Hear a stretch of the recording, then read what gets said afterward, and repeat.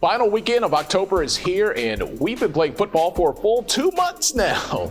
Do you think you know who your team is? Are they in line for a championship run, or is it wait until next year? The verdict is out on some, but many questions still remain about who will make it to the SWAC championship game.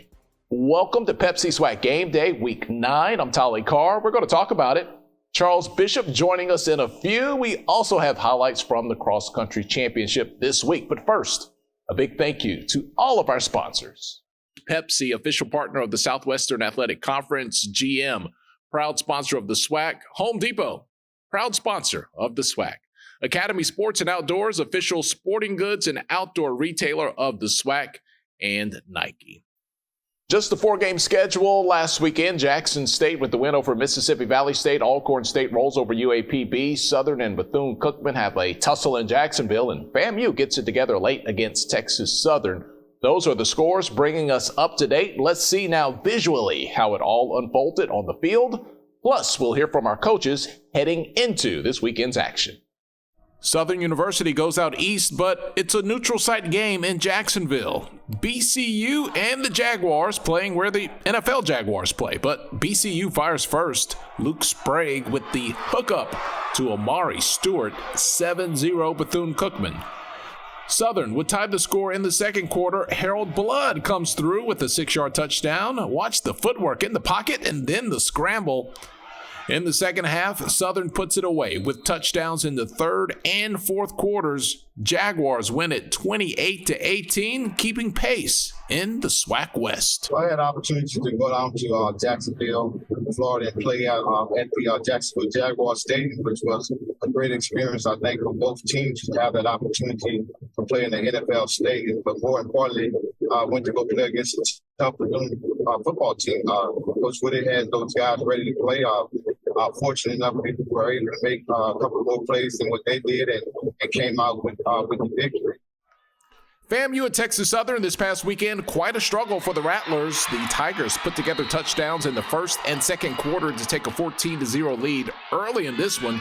FAMU would not tie the game until midway through the third quarter on this Jeremy Musa tush push, we'll call it, for the score. By the end of the third quarter, however, the Rattlers had doubled up Texas Southern 28-14. It was a scare, but FAMU goes on to win it 31-21. It's the one word that we've talked about since we reported back in August. We know we're a very talented football team. We know we have the ability to play some of the best ball in America, but it's contingent on us being consistent, and that's our mental focus. We have a saying we talk about around here, relentless focus. And if we can have that, then I think we're really, really difficult to beat. We have lapses in that sometimes, and it's caused us to play not so great football. But we found ways to win, and that's the number one goal. Alcorn State and UAPB, the Braves, got the passing attack working in the second quarter, taking a 0-0 game to a 14-0 game after a pair of Aaron Allen touchdowns. UAPB put together a solid drive late second quarter. Cochran hauls in a 26-yard score from Chance Edwards, making it 14-7, but Allen gets it done on the ground after a turnover. 21-7 ball game at the half. Jarvion Howard's touchdown just before the end of the third quarter was all she wrote. Alcorn State goes on to another field goal and a 31-7 win. Jackson State was working on a shutout against Mississippi Valley State. Jacobian Morgan got the start at quarterback, showing his arm and leg talent. A 14-yard touchdown in the second quarter running the ball and a 14-yard touchdown pass early in the fourth quarter. Jackson State up 21-0, and T.C. Taylor not pleased with Valley scoring on a 52-yard touchdown run in the waning seconds, but no one is giving wins back in the SWAC. Jackson State wins it 21-6. All right, let's look at that Week 9 schedule brought to you by Pepsi, official partner of the Southwestern Athletic Conference. Bethune-Cookman makes the trip to Grambling State. It'll be on HBCU Go. Grambling can't afford much more in the loss column there this year. We can't control what everybody else do. We can only control what we do, So our thing is we're going to play this thing one game at a time. We're not going to get caught up in what may be and what could be. The most important thing is that we go out and win. Winning takes care of a lot of that. I tell you what, I know Coach Hugh, he's going to have those guys, ready to go. I mean, a really good football team, in all aspects. And again, we have to worry about ourselves and execute. We execute, good things are going to happen. I mean, but at the end of the day, we got a tough opponent coming up. It's the Battle of Mississippi, Alcorn State hosting the Delta Devils. Rivalries down in the SIP, well, they hit just a little bit differently. Every game now is a SWAC championship for us, so we just got to go out and play that way every week. There's no easy game, so we got to put on our best pair of cleats every Saturday and go out and compete. This week is going to be Mississippi Valley, so we got to be well prepared and be very consistent with things that we do to get this win. So Valley, very, very tough team. Their record don't show it, but they play very hard each and every year. I played Valley, they played hard. On everything we do starts with being able to stop the run. We got to control the line of scrimmage and reset the line of scrimmage and control the run. One thing about Zero, you better get him before he get going. That big joker get to coming downhill. He's tough to deal with. So, they was one dimension at one point of the season. They was able to run. They wasn't able to really throw the ball that well, and now they're able to throw the ball. So it's like, you got to pick your poison, man. Jackson State on the road again. Pine Bluff would love to finish out the season strong after some near misses and some struggles, but nothing will come easy against the Tigers. Because we know they're going to travel well. Our homecoming crowd was special this week, and I know Jackson State going to bring some fans, so I'm looking for another great crowd this week, a good football game against some guys that I respect, think a lot of, and so we're excited about putting our team on that football field, and our players are excited. Because at the end of the day, we get in there on Sunday, we get a chance to watch the film. And I pull out about 5 or 6 clips. And people say, well, why are you 1-6? This is why you're 1-6. All right. Did you do your job? No, it's only 1 or 2 people on every touchdown that didn't do the job. And that's where they're hitting us at. The thing that is important for us is get Irv Mulligan back on the football field. He didn't play in this last football game. We got to rely on Dez Moultrie a little more. Maud Miller, we got to rely on those guys and put the ball in those guys' hands, and might not have as many QB runs going forward, because still in all, when you do drop back with a quarterback like Jacoby, and he still has a threat to pull it down and take off, and you got to take those carries into account. So we'll be mindful of it, and prepare like that going forward with it, Doc. The Magic City Classic, Alabama State, Alabama A&M. Need I say more? Nope, I do not. We have to focus on the game. We have to control what we can control. At the end of the day, they come to the Classic to see us win a football game. And we have to be prepared for that. We have to be ready for that. And so I try to just approach it the same way I would homecoming, have our guys focused and locked in on the task. I know it's one of the best rivals in all of college football. If you haven't been to it, you're really missing out on it. I've been to probably every HBCU Classic, been to a lot of big college and pro games, Super Bowls, all of that type of stuff. And I think it ranks right up there with all of that. It's just a lot of pageantry. Everybody comes out. The tailgating starts on Wednesday. They would probably start on the Saturday before if they would open up Legion Field. And so I just think the people in the city of Birmingham and the alumni and everybody participate in it. And like Coach Maynard said, it's the game. They tell you, hey, man, win the Classic. The other ones are important, but the Classic has a little bit more meaning for everybody. It's homecoming in Tallahassee. FAMU and Prairie View A&M. A Rattler homecoming, well, that's enough to get excited about, but we could have a preview, just maybe. Preview of the SWAC championship. I mean, maybe. Because obviously you got 2 divisional leaders going head to head, and this could very well determine, much like the Southern game, who is able to host the SWAC championship, and we're able to take care of business and do our part. So there's a lot riding on it. The home game, divisional game, conference standings at stake. And so we definitely got to make sure, and it's homecoming. So we got to make sure we block out all the distractions and give ourselves the best chance to be ready to go on Saturday. But going down to Tallahassee, we know we're going into an environment that's going to be hostile, man, and we know we're going into an environment that's going to be a coach that's going to have his team ready to go. I know Coach really well, and again, I know he's going to have them guys ready to go. So we just got to go in there, as I've been telling them all week during off week and today, we just got to go out and do our job. You hear all these coaches talking about consistency with their players, and it's the same thing. We just got to do our job as an individual and let others come in and do their job. And again, as Coach said, if we do it all together, we're gonna be fine.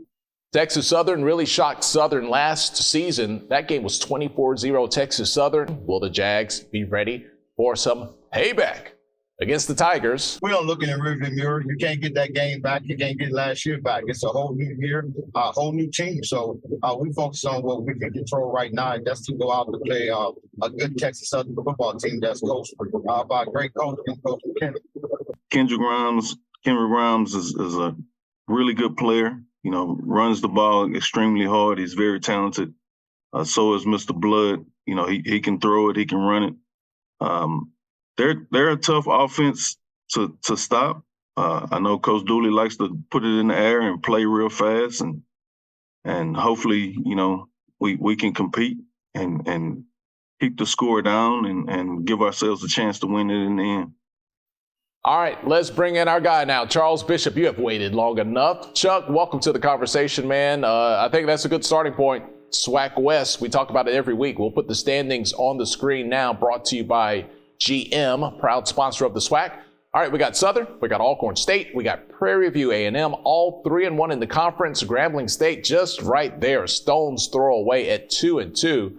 Teams like Texas Southern, UAPB, they might appear to be out of the hunt, but they can still spoil the party for someone as the season goes along. SWAC West fans, Chuck, I'm going to say the word of the day might be edgy.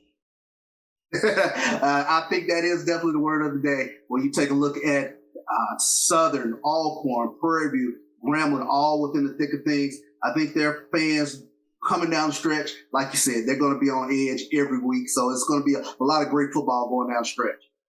Well, a lot more clarity in the East, if you will, as of right now, but we all know that can change very quickly. Let's take a look at the matchups for this weekend again, Chuck. Let's talk about it some more. We'll start with the Magic City Classic. It's one of the biggest matchups in the SWAC each year. It's important to win this game for several reasons, but for Alabama A&M, maybe, a little extra motivation here if you think about it.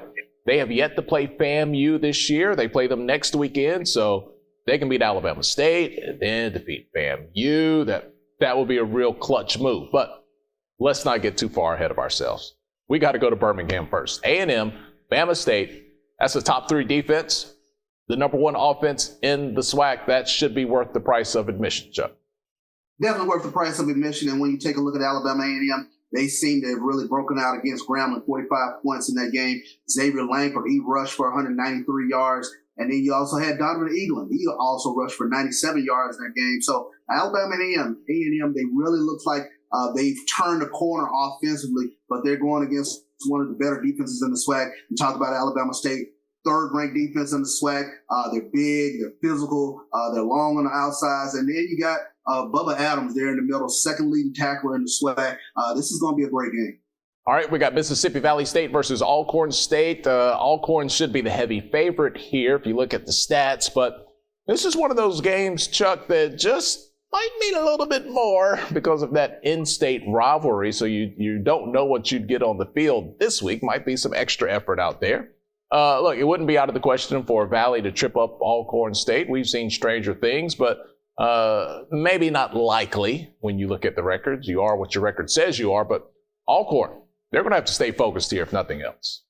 Alcorn definitely going to have to stay focused. Of course, they're going to get Valley's best punch, but when you talk about this Alcorn offense with their passing game, the way it is developed, and teams are not able to load the box like they were during the course of the year. And now you have Jarvian Howard. Seemingly, he's unlocked a little something. He rushed for the first time over 100 yards this past weekend. So when you take a look at this Alcorn offense, they could be very scary going down the stretch because you got a game plan for both the pass and the run. Well, we have Prairie View versus FAMU. That's going to be a huge game. The Rattlers, they have back-to-back games with the Panthers and Alabama A&M. Look, this championship race, man, it could get turned upside down pretty quick if FAMU doesn't continue to handle their business, but that's what they've done all season long. No real reason to doubt them there. Prairie View has to keep pace out west. Not the greatest game in the world. the last time they were on the field. What do you expect to see in this game here, Chuck? Panthers are looking to get that bad taste out of their mouth after that loss to Houston Christian a couple of weeks ago. They needed a bye week to kind of refocus and take a look at themselves in the mirror. But when they have the talent, they have guys such as Ahmad Antoine, Connor Wisham, Caleb Johnson, Trajan Spiller on the offensive side of the ball, and then Keyshawn Johnson, one of the top tackles in the SWAC on the defensive side of the ball, going against this stout FAMU offense. I tell you what, it's going to be a great game. But when you take a look at FAMU, they were down 14-0 against Texas Southern, and out of nowhere, 31 straight points. That is how explosive they are. When you take a look at it, 52 yards at halftime against Texas Southern, but they ended with over 250 yards rushing. So if this FAM running game gets up and going along with that passing game, it could be lights out for the remainder of the season in the SWAC. All right, we will see. Chuck, no buys this week. Every team is in action on the field, which will make for an exciting weekend, something we'll get to discuss next week right here on Pepsi SWAC Game Day. But before we let you go, Chuck, the people, America, would like to know, will your trick-or-treat plans see you donning a costume this year, and what shall you be, Chuck? I'm definitely going to don a costume. I'm trying to figure it out. It's going to go down right down to the last second, but I'm thinking either a tiger or a panther, Tyler.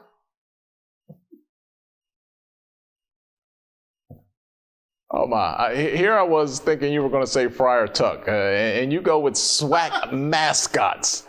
Chuck, baby, you are so SWAC. No one will ever pull your SWAC card, man. Even at Halloween, it comes down to mascots between Prairie View and Jackson State. You just bleed SWAC, Chuck. Yeah, I do, man. I've been born into it. I can't help it. What better mascot than a tiger or a panther this upcoming Halloween? I'm going to get so much grief behind that. I would pay money to see you and Dr. Cavill going door to door.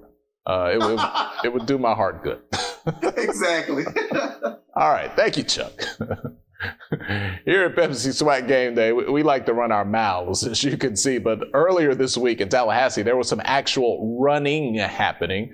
Talking about the cross-country championships for both the men and women, our guy Von Wilson was there. The 2023 SWAC Cross Country Championships were held at Appalachia Regional Park in Tallahassee, Florida on Monday, October 23rd. With pristine weather, it was a Chamber of Commerce day as hundreds of runners from the SWAC schools vied for the coveted SWAC Championships. The course is world-renowned as later this week it will host the ACC Cross Country Championships, and in 2026 it will be the site of the World Cross Country Championships. In the women's race, Alcorn State senior Stella Kiptui would jump out to an early lead and never relinquish. She would win the race wire to wire, repeating as individual medalist. While Kiptui was leading the pack, there was constant change in the race behind her. In the end, the Florida A&M Lady Rattlers, the hometown team, would score 63 points, finishing 9 points ahead of Alabama State, followed by Alabama A&M, giving the Lady Rattlers their first ever SWAC cross-country championship.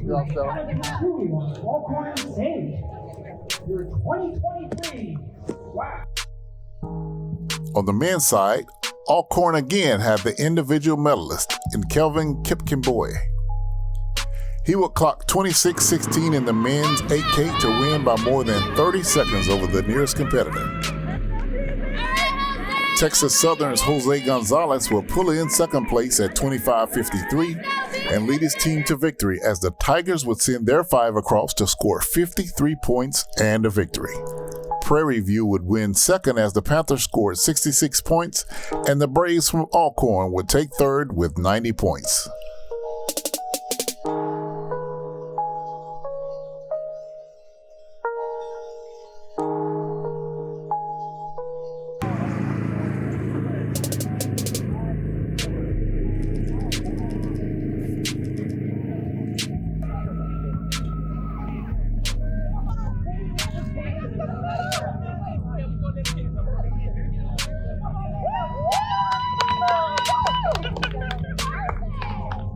I'm ecstatic. I'm ecstatic for the athletes, for Coach K. I got to give credit to her. She's the architect of this.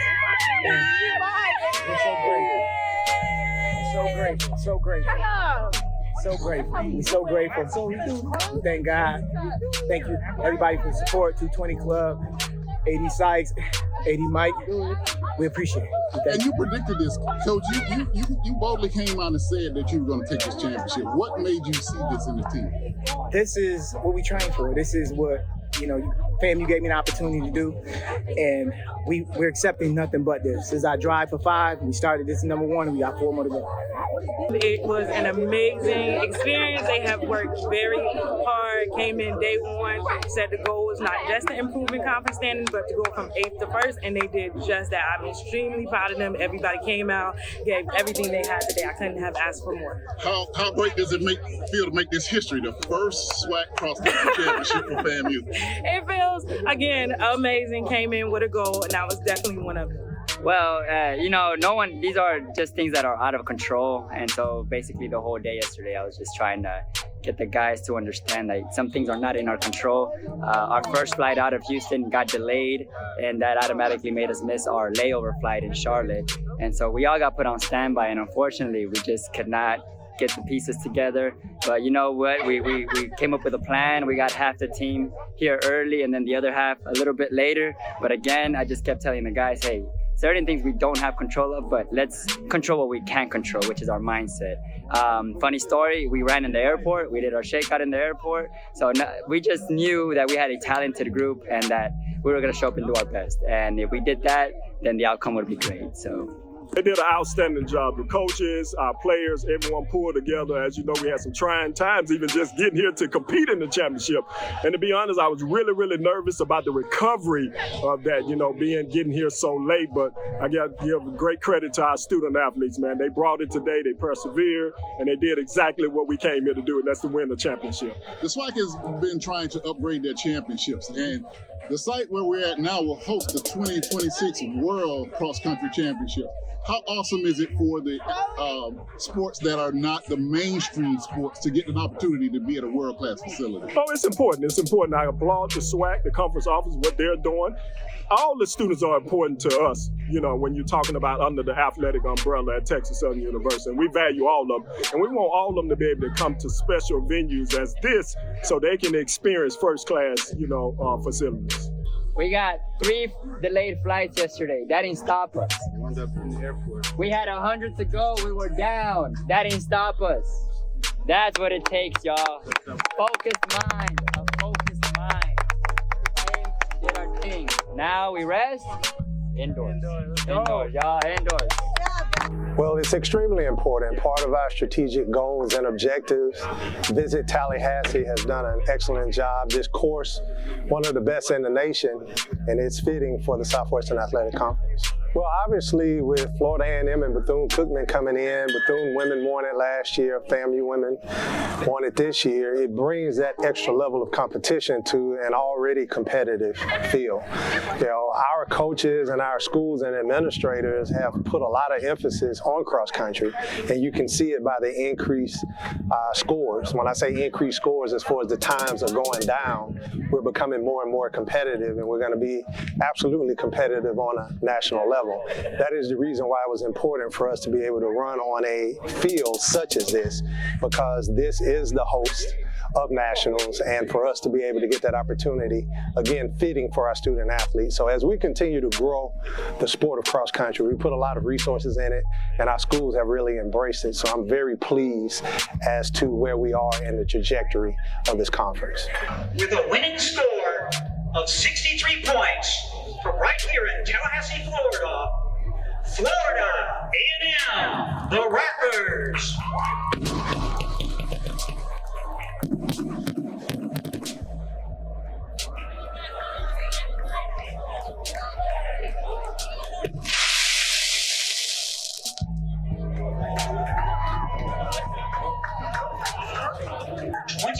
The SWAC Men's Cross Country Championship team with a winning total of 53 points, Texas Southern.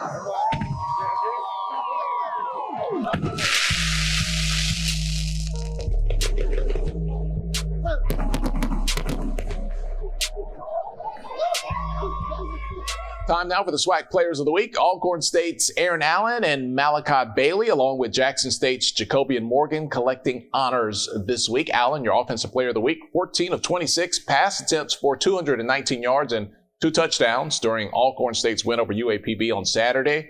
Hey, on the ground, he also had 5 carries for 37 yards and the rushing touchdown. Defensive Player of the Week, Bailey, he tallied 4 tackles, 2 tackles for loss, 1 sack, 1 forced fumble, 1 pass breakup. You get it. He was getting the job done.